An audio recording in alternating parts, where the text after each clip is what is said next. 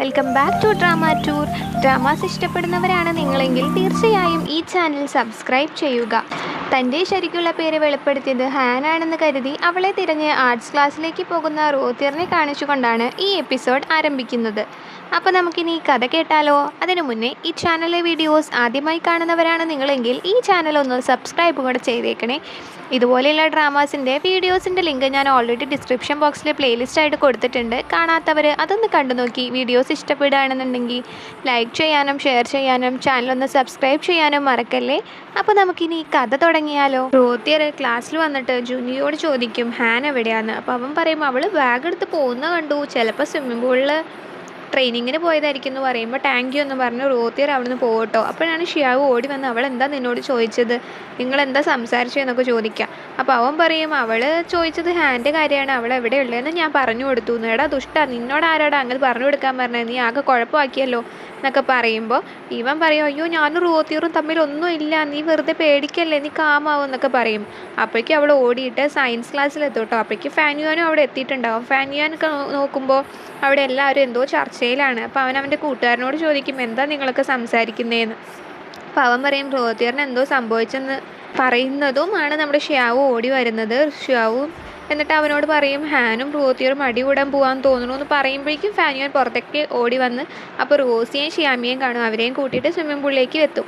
Han ആണെങ്കിൽ swimming പൂളിൽ നിന്ന് കയറുന്നേ ഉണ്ടായിരിക്കുള്ളൂ. ഡായോ അവിടെ സ്വിമ്മിംഗ് പൂളിൽ കിടക്കുന്നുണ്ട് കേട്ടോ.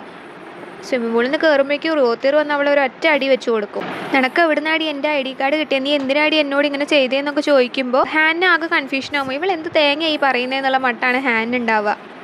അപ്പോഴേക്കും നമ്മുടെ ഫാനുവാനൊക്കെ ഓടി വരുന്ന കാണുമ്പോൾ റോത്തിയറുടെ നാടകം ആരംഭിക്കും. അവൾ എന്ത് ചെയ്യും, ഹാൻ തള്ളിയിട്ടിട്ട് വെള്ളത്തിലേക്ക് വീണതുപോലെ അങ്ങ് വെള്ളത്തിലേക്ക് ഒരു ഒറ്റ ചാട്ടം ചാടും.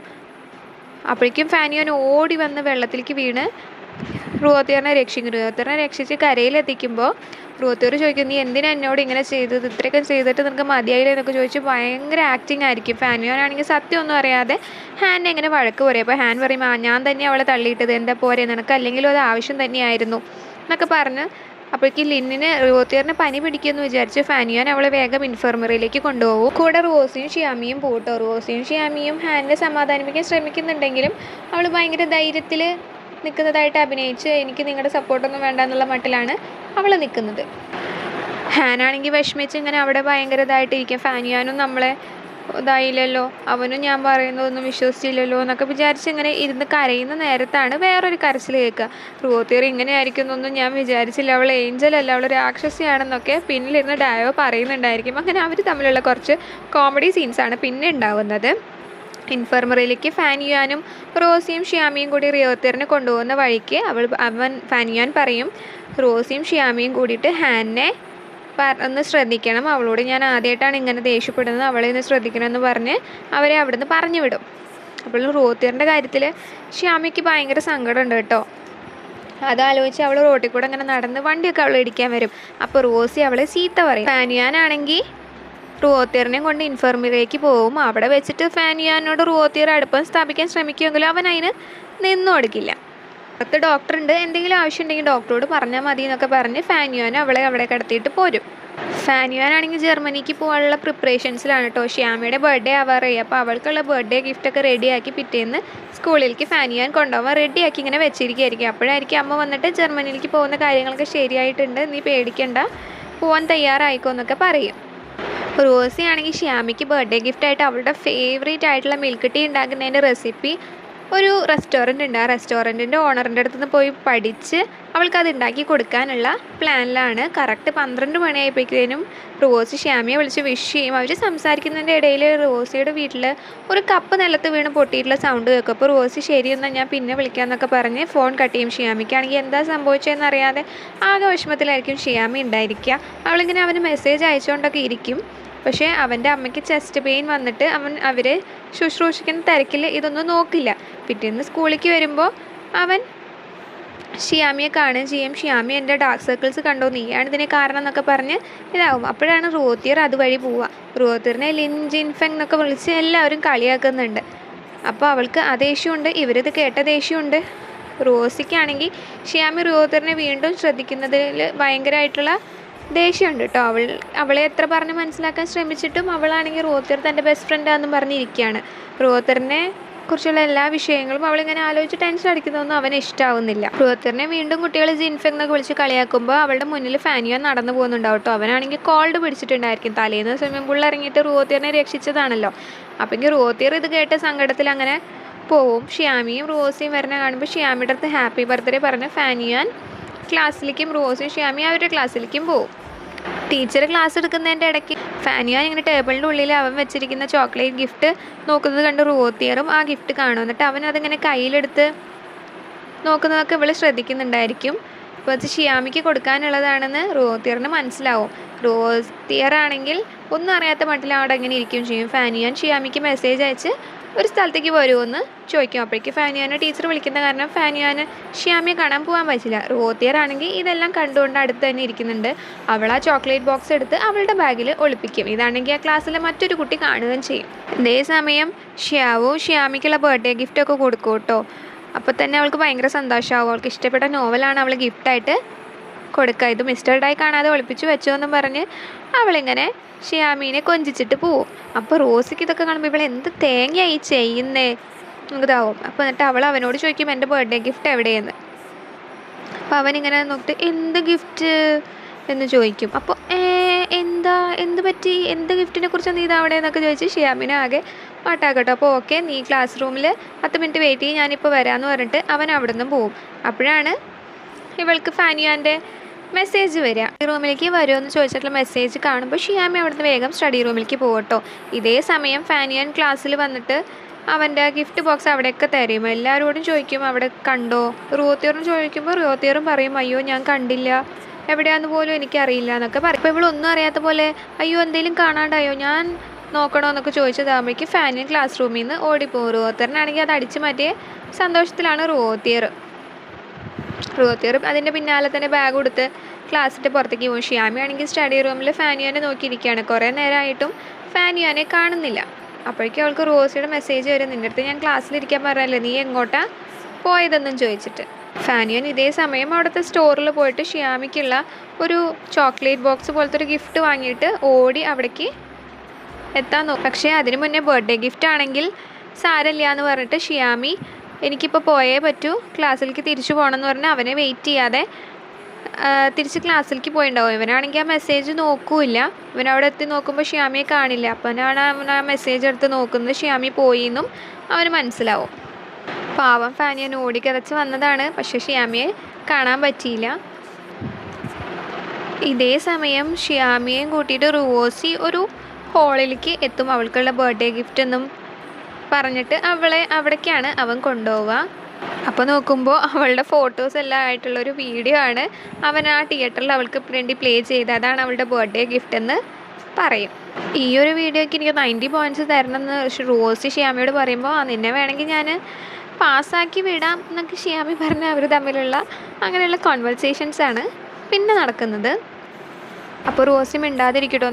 അപ്പോൾ ഷ്യാമിക്ക് വിഷമോ, നീ എന്തൊന്നും പറയാത്ത, നീ ദേഷ്യത്തിലാണോ എന്നൊക്കെ ചോദിച്ച് അവനെ കൊണ്ട് ഇങ്ങനെ സംസാരിപ്പിക്കാൻ ശ്രമിക്കും. ഞാൻ നമുക്ക് 20 പോയിൻറ്റ്സും കൂടി കൂടുതൽ തരാമെന്ന് പറഞ്ഞാൽ അവളിങ്ങനെ അവനെ പിടിച്ച് തോണ്ടും കേട്ടോ. പറ്റൂല, ഞാൻ സമ്മതിക്കില്ല എന്നുള്ള മട്ടാണ്. റോസി തിരിഞ്ഞു നോക്കുകയില്ല. അപ്പോൾ അവന് ശരിക്കും ദേഷ്യം വന്നെന്ന് വിചാരിച്ച് ഷ്യാമി കെഞ്ചി പറയും, ഞാൻ വെറുതെ പറഞ്ഞതാണ്, നീ അത് കാര്യമാക്കി എടുക്കല്ലേ എന്നൊക്കെ പറഞ്ഞതാകുമ്പോൾ റോസി അടുത്ത ഗിഫ്റ്റ് ഷ്യാമിക്ക് കൊടുക്കും. അവനുണ്ടാക്കിയ മിൽക്ക് ടീ ആയിരുന്നു ആദ്യത്തെ ഗിഫ്റ്റ്. ആ ഗിഫ്റ്റിനെ കുറിച്ച് അവനിങ്ങനെ പൊക്കി പറഞ്ഞുകൊണ്ടിരിക്കും കേട്ടോ. അത് ഭയങ്കര യൂണീക്കാണ്, ഇത് ഭയങ്കര ട്രഷറാണ്. അതിൻ്റെ ഇടയിൽ ഷ്യാമി അവനെ നുള്ളും, നീ എന്നെ ഉപദ്രവിക്കല്ലേ എന്നൊക്കെ പറഞ്ഞ് അവർ രണ്ടാളും തമ്മിലുള്ള കളി നടക്കുന്നുണ്ട്. ഒരു ഗ്ലാസ്സിൽ നല്ല ഡെക്കറേറ്റൊക്കെ ചെയ്ത് സ്റ്റിക്കറൊക്കെ വെച്ച് ഒട്ടിച്ച് ഒരു കപ്പിലാണ് കേട്ടോ ഷ്യാമിക്കുള്ള മിൽക്ക് ടീ അവൻ കൊടുക്കുന്നത്. അത് കിട്ടുന്നത് അവൾക്ക് ഭയങ്കര സന്തോഷമാവും.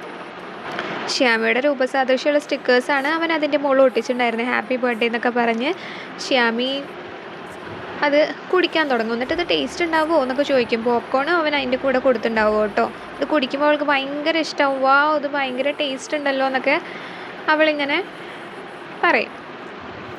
നിനക്ക് കുക്ക് ചെയ്യാൻ അറിയുമോ എന്ന് ചോദിക്കുമ്പോൾ യെസ്, ഞാൻ എല്ലാത്തിലും ഗുഡാണെന്ന് റോസി തിരിച്ച് പറയും.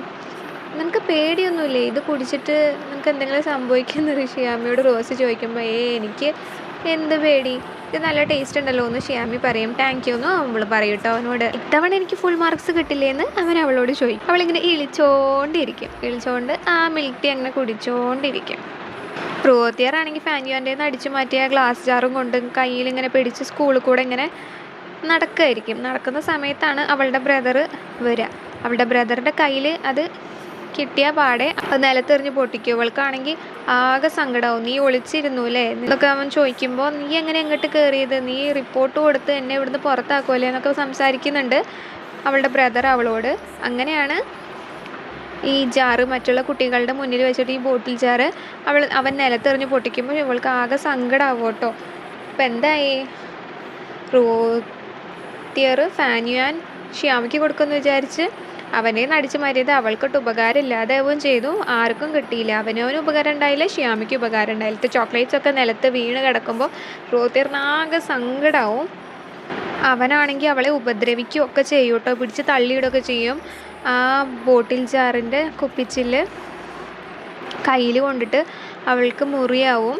അപ്പോൾ ഇതേ സമയം അവൻ അവളുടെ ബാഗിൽ നിന്നും പേഴ്സത്തെ പൈസ അടിച്ചു മാറ്റിയിട്ട് കൊണ്ടുപോവുകയും ചെയ്യും. ഇതൊക്കെ അവളുടെ ക്ലാസ് മോണിറ്റർ ഉണ്ടായിരുന്നില്ലേ, കണ്ണട വെച്ചൊരു പെൺകുട്ടി ഉണ്ടായിരുന്നില്ലേ, പൈസ ഷിയാമി അടിച്ചു മാറ്റി എന്നൊക്കെ പറഞ്ഞു കൊടുത്തൊരു പെൺകുട്ടി ഉണ്ടായിരുന്നില്ലേ ക്ലാസ് മോണിറ്റർ, അവൾ അവിടേക്ക് ഓടി വരും. ഇതെല്ലാം കണ്ടിട്ട് അവളിങ്ങനെ അവിടെ നിൽക്കും. ബ്രദർ പോയതിന് ശേഷം അവൾ ഓടി വന്ന് ഇവളെ സഹായിക്കാൻ നോക്കുമ്പോൾ അവളെ പുച്ഛിച്ച് തള്ളുകയാണ് ചെയ്യുക. ഇത് കാണുമ്പോൾ അവളും ദേഷ്യപ്പെട്ട് അവിടുന്ന് പോകുമ്പോൾ, നിനക്ക് നിൻ്റെ സഹായം വേണ്ടെങ്കിൽ വേണ്ട, നിന്നെ സഹായിക്കാൻ വന്ന് എന്നെ പറഞ്ഞാൽ മതി എന്നൊക്കെ പറഞ്ഞ് ചോരയിൽ പൊതിഞ്ഞിട്ടാണ് റോത്തിയറിൻ്റെ കൈ ഉണ്ടാവുക. കുപ്പിച്ചില് കൊണ്ട് മുറിഞ്ഞിട്ടിട്ട് അവൾ ആ ചോക്ലേറ്റ്സൊക്കെ അങ്ങനെ ബാഗിൽ അതേപാടെ എടുത്ത് വയ്ക്കും. ക്ലാസ് മോണിറ്റർ ആണെങ്കിൽ ക്യാൻറ്റീനിൽ ചെന്നിട്ട് ക്യൂ നിൽക്കുകയാണ്. അപ്പോൾ ഇങ്ങനെ ഓരോന്ന് പെറുക്കുന്നുണ്ടോ, റോത്തിയർ എന്താ ഇങ്ങനത്തെ മുഖമാണെങ്കിലും അവളുടെ ദേഷ്യം ഭയങ്കരമാണെന്നൊക്കെ പറഞ്ഞിട്ട് അവളുടെ കാർഡിൻ്റെ കൺസെപ്ഷൻ റെക്കോർഡ് നോക്കുമ്പോൾ നല്ലോണം കൂടിയിട്ടുണ്ട്. അവൾ ഹോസ്റ്റലിൽ ഇല്ലാതിരുന്ന സമയത്ത് പോലും അവളുടെ കാർഡ് ആരും ഉപയോഗിച്ചിട്ടുണ്ടെന്ന് അവൾക്ക് മനസ്സിലാവും. ഷിയാമിയും റോസിയും ഒരു മൂവിയൊക്കെ കണ്ടിട്ടുണ്ടായിരുന്നു. അതിനെക്കുറിച്ച് ചർച്ച ചെയ്തിട്ട് അവർ രാത്രി ഇങ്ങനെ സ്കൂൾ വിട്ട് ഒരു കുടയുടെ ചുവട്ടിലിങ്ങനെ ഒന്നിച്ച് നടന്നുകൊണ്ട് വരികയാണ്. അവർ ഭാവി പരിപാടികളെ കുറിച്ചൊക്കെ ചർച്ച ചെയ്യുന്നുണ്ട്. നമുക്ക് സ്ക്രീൻ റൈറ്റർ ആയിക്കൂടെ എന്ന് റോസി ഷിയാമിയോട് ചോദിക്കുന്നുണ്ട്, ഡയറക്ടർ ആയിക്കൂടെ എന്ന്. അങ്ങനെ റോസി അഭിനയം പഠിക്കുന്ന അതേ അക്കാഡമിയിൽ തന്നെ ഷിയാമീനെ സ്ക്രീൻ റൈറ്ററായിട്ട് എടുത്തു കഴിഞ്ഞാൽ നല്ലതല്ലേ ഷിയാമിക്ക്, അപ്പോൾ അതിൽ കുറച്ചും കൂടെ ടാലൻറ്റ് കിട്ടും എന്നൊക്കെ പറഞ്ഞ് റോസി എന്തോ ഒരു കാര്യം ഒരു പേപ്പറിൽ എഴുതിയിട്ട് അവിടെയുള്ള ചുമരിൽ ഒട്ടിച്ച് വയ്ക്കും. വോൾ ഓഫ് വിഷ് ആവും കേട്ടോ അത്. നമ്മുടെ ആഗ്രഹങ്ങൾ അതിൽ എഴുതി വെച്ച് കഴിഞ്ഞാൽ അത് നടക്കുമെന്നാണ് പറയുക. അപ്പോൾ ഷിയാമിയും റോസിയും ഒന്നിച്ച് ഒരു അക്കാഡമിയിൽ ഒരാൾ അഭിനയവും ഒരാൾ സ്ക്രീൻ റൈറ്റിങ്ങും പഠിച്ച് അങ്ങനെ ഇതാവാം എന്നുള്ള വിഷാണ് അവൻ അവിടെ എഴുതി ഒട്ടിക്കുക. അന്നത്തെ ദിവസം കഴിഞ്ഞ് പിറ്റേ ദിവസം തന്നെ ഷിയാമിക്ക് റോസി ആ അക്കാഡമീനെ കുറിച്ചിട്ടുള്ള ഡീറ്റെയിൽസ് അടങ്ങിയ ഒരു ഫയൽ കൊണ്ടു കൊടുക്കും. അപ്പോൾ നീ ഇത്രയും സംഭവം രാത്രി കൊണ്ട് കളക്ട് ചെയ്തോ, നീ രാത്രി മുഴുവൻ ഉറങ്ങാതിരുന്നോ എന്നൊക്കെ ഷിയാമി ചോദിക്കുമ്പോൾ, അതൊക്കെ ഞാൻ മുന്നേ നോക്കി വെച്ചിട്ടുണ്ടായിരുന്നു, നന്നായി നോക്കിക്കോ, എന്തെങ്കിലും സംശയം ഉണ്ടെങ്കിൽ എന്നോട് ചോദിച്ചാൽ മതി, നിൻ്റെ ക്വസ്റ്റ്യൻസ് ഞാൻ 24 മണിക്കൂർ സോൾവ് ചെയ്ത് തരാമെന്ന് റോസി പറയും. ഞാനിത് വീട്ടിൽ പോയിട്ട് നോക്കിക്കോളാമെന്ന് ഷിയാമിയും പറയും. അപ്പോൾ റോസി സൈക്കിളാട്ടോ വന്നിട്ടുണ്ടാവുക. ഷിയാമിയുടെ അടുത്ത് അവൻ സൈക്കിളിൽ കയറാൻ പറയും. എന്നിട്ട് അവർ രണ്ടാളും കൂടി ഒന്നിച്ച് അങ്ങനെ ക്ലാസ്സിലേക്ക് പോവും. അയ്യോ മെല്ലെ എന്താ അത്ര തിടുക്കം എന്ന് ചോദിക്കുമ്പോൾ നമ്മുടെ കല്യാണത്തിനെ സംബന്ധിച്ചിട്ടുള്ള കാര്യമാണെന്ന് അവൻ പറയുമ്പോൾ ഷിയാമി ചോദിക്കുമ്പോൾ എന്ത് കല്യാണം, ആരുടെ കല്യാണം എന്നൊക്കെ. എന്നിട്ട് ഷിയാമി റോസിയും ക്ലാസ്സിലേക്ക് എത്തുമ്പോൾ ജുന്നിയൊക്കെ അവിടെ ഭയങ്കര ചർച്ചയിലായിരിക്കും. എന്താ കാര്യം എന്ന് അവർക്ക് മനസ്സിലാവില്ല കേട്ടോ. ജുന്നീനെ റോസി വിളിച്ച് എന്താ കാര്യം, എന്താ ഉണ്ടായത്, എന്താ നിങ്ങളെല്ലാവരും ചർച്ച ചെയ്യണേന്ന് ചോദിക്കും. അപ്പോൾ അവൻ എന്തൊക്കെയോ ആംഗ്യം കൊണ്ട് കാണിക്കും. നീ മണ്ടത്തരം പറയാതെ കാര്യം പറ, മണ്ടത്തരം കാണിക്കാതെ കാര്യം പറയാന്ന് പറയുമ്പോൾ ഷിയാമി ദേഷ്യപ്പെടരുത്, റോത്തിയർ എന്തൊക്കെയോ മോഷ്ടിച്ചു എന്നുള്ള കാര്യം ഷിയാമിയോട് പറയും. മോണിറ്റർ റോങ് പറഞ്ഞു, അവളുടെ മീൽ കാർഡിൽ എന്തോ നല്ല കൺസംഷൻ ബില്ല് വന്നിട്ടുണ്ട്, ഷിയാമി അത് റോത്തിയറാണ് ഉപയോഗിച്ചതെന്നുള്ളത് പറയും. അപ്പോൾ ഞാൻ കൺസ്യൂമർ ലിസ്റ്റ് മീൽ കാർഡിൻ്റെ എടുത്തു വെച്ചിട്ടുണ്ടെന്ന് മോണിറ്ററും പറയും. അവൾ മാത്രമല്ലേ ഡോമിലുണ്ടായിരുന്നുള്ളൂ. അപ്പോൾ ഷിയാവിൻ്റെ സ്കിൻ കെയർ പ്രോഡക്ട്സും ആരൊക്കെ ഉപയോഗിച്ചിട്ടുണ്ടായിരുന്നല്ലോ, അതെല്ലാം റോത്തിയർ തന്നെയായിരിക്കും ചെയ്തിട്ടുണ്ടാവുക എന്നൊക്കെ എല്ലാവരും പറയുന്നുണ്ട്. ഷിയാമിക്കാണെങ്കിൽ ഇതൊന്നും വിശ്വാസമാവുന്നില്ല. ഷിയാമിക്ക് ഭയങ്കര സങ്കടമാണ് കേട്ടോ. ഷിയാമി പണ്ട് ഹോസ്റ്റൽ റൂമിലേക്ക് വരുമ്പോൾ ഷിയാവുവിൻ്റെ സ്കിൻ കെയർ പ്രോഡക്ട്സ് ഒക്കെ റോത്തിയർ യൂസ് ചെയ്യുന്നത് കണ്ടിട്ടുണ്ടല്ലോ. പക്ഷെ അന്ന് അവളെ രക്ഷിക്കാൻ വേണ്ടി ഷിയാമി ഒന്നും മിണ്ടിയില്ല. റോത്തിയറാണെങ്കിൽ പഠിച്ച കള്ളി തന്നെ, അവൾ എന്തൊക്കെയോ പറഞ്ഞന്ന് ഒപ്പിക്കുകയാണ് ചെയ്തത്. അപ്പോൾ ഷിയാമിക്ക് സംശയമൊന്നും തോന്നിയതുമില്ല. അപ്പോൾ ഷിയാമി നേരെ റോത്തിയറിനെ കാണാൻ വേണ്ടിയിട്ട് ഒരു സീക്രട്ട് ബേസ് ഉണ്ടല്ലോ, സീക്രട്ട് ബേസിലേക്ക് പോകും. അവരെ പിന്നാലെ പോട്ടെ പറഞ്ഞിട്ട് ജുനിക്ക് പോകുമ്പോഴേക്കും ഹാൻ വന്ന് എന്താ ഉണ്ടായെന്നൊക്കെ ചോദിക്കുമ്പോൾ അവൻ പറയും. അപ്പോൾ ഹാനും അവരെ പിന്നാലെ ഓടിപ്പോവും. അപ്പോൾ റോത്തിയറിൻ്റെ ക്ലാസ്സിലാണെങ്കിൽ റോത്തിയറിൻ്റെ തലേ ദിവസം അവളുടെ അനിയൻ വന്നിട്ട് ആക്രമിച്ച കാര്യങ്ങളൊക്കെ പറയാണ്. അവൾ ഇടയ്ക്കോ സാധനങ്ങളൊക്കെ അടിച്ചു മാറ്റാറൊക്കെ ഉണ്ടെന്നുള്ളത് ക്ലാസ്മേറ്റ്സ് അവളുടെ കേൾക്കായിരുന്നു ഇങ്ങനെ പറയും. അപ്പോൾ അവൾക്ക് ആകെ ദേഷ്യം വന്നിട്ട് നീ ഒന്നും ചെയ്തിട്ടില്ല എന്നുണ്ടെങ്കിൽ നീ പിന്നെ എന്തിനാ ടെൻഷൻ ആവണേന്ന് ക്ലാസ്മേറ്റ് ചോദിക്കും. അപ്പോൾ ഫാനിയാനെ നിനക്ക് എന്തോ ഇന്നലെ നഷ്ടപ്പെട്ടില്ല, അതെടുത്തത് ഇവളെയാന്ന് ഫാനിയാൻ വരുമ്പോൾ ആ കുട്ടി അവനോട് പറയും, റോത്തിയർ എന്ന് വിളിക്കും ഫാനിയാൻ. അപ്പോൾ ഞാനൊന്നും ചെയ്തിട്ടില്ല എന്ന് റോത്തിയർ പറഞ്ഞ് ബാക്കിയുള്ളവരോടൊക്കെ പോയിട്ട് ദേഷ്യപ്പെടും. നിങ്ങൾ ആരെങ്കിലും കണ്ടോ ഞാൻ എടുക്കുന്നതെന്ന് ചോദിക്കുമ്പോൾ കണ്ടൊരു കുട്ടി ഉണ്ടായിരുന്നല്ലോ, ആ കുട്ടി വന്നിട്ട് പറയും ഞാൻ കണ്ടു, ഫാനിയാൻ്റെ ബാഗിൽ നിന്ന് എന്തോ എടുക്കുന്നത് ഞാൻ കണ്ടു, നീ ഇന്നലെ ഓഫീസിൽ പോയപ്പോൾ എന്നുള്ളത് പറയും. അപ്പോഴേക്കും റോസിയും ഷിയാമിയും ഡായോ ഒക്കെ അവരെ ക്ലാസ്സിൻ്റെ ഫ്രണ്ടിൽ വന്നിട്ട് നിൽക്കും. ഇവരെല്ലാതും ഇത് കണ്ടു എന്ന് കാണുമ്പോൾ റോത്തിയറിന് ആകെ ദേഷ്യം വരും കേട്ടോ. എല്ലാവരും ഇത് കേട്ടല്ലോ. അപ്പോൾ ഡായോ പറയും ഞാൻ നീ ഇത്രക്കാരിയാണെന്ന് വിചാരിച്ചില്ല, നീ പൂളിക്ക് വീണത് വേണമെന്ന് വെച്ചിട്ടാണ്, നീ ഹാനിനെ എന്നിട്ട് മനഃപൂർവ്വം കള്ളിയാക്കിയില്ലേ, അവളുടെ മേത്തെ എല്ലാ കുറ്റം ഉണ്ടാക്കി കൊടുത്തില്ലേ എന്നൊക്കെ ചോദിക്കും. എല്ലാവരും കൂടിയിട്ട് പറയുമ്പോൾ അവൾക്ക് ആകെ ദേഷ്യം വരും. റോത്തിയർ പകുതിക്ക് വെച്ചിട്ട് സ്കൂളിൽ നിന്ന് ഇറങ്ങി പോവും. അപ്പോൾ ഷിയാമിയും റോസിയും ഫാനിയാനൊക്കെ ക്ലാസ് കഴിഞ്ഞിട്ട് അവളുടെ വീടിൻ്റെ അടുത്തേക്ക് പോവാണ്. എന്താ സംഭവിച്ചതെന്ന് അറിയാൻ, അവൾക്ക് ഇനി ചീത്ത കേട്ടോന്നൊക്കെ അറിയാൻ വേണ്ടി പോകുമ്പോൾ ഷിയാമി പറയും ഞാൻ അവൾ കരയുന്ന ഉറക്ക സൗണ്ട് കേട്ടു എന്നൊക്കെ പറഞ്ഞ് അവർ ആ വീട്ടിലേക്ക് ഓടിപ്പോകുന്ന സീനിലാണ് ഈ എപ്പിസോഡ് അവസാനിക്കുന്നത്. ഇനി എന്താണ് സംഭവിക്കുന്നതെന്നറിയണ്ടേ? അതറിയാൻ അടുത്ത വീഡിയോ വരെ കാത്തിരിക്കുക. ഇത്തരം വീഡിയോസ് ഇഷ്ടപ്പെടുന്നവരാണ് നിങ്ങളെങ്കിൽ തീർച്ചയായും ഈ ചാനൽ സബ്സ്ക്രൈബ് ചെയ്യുക.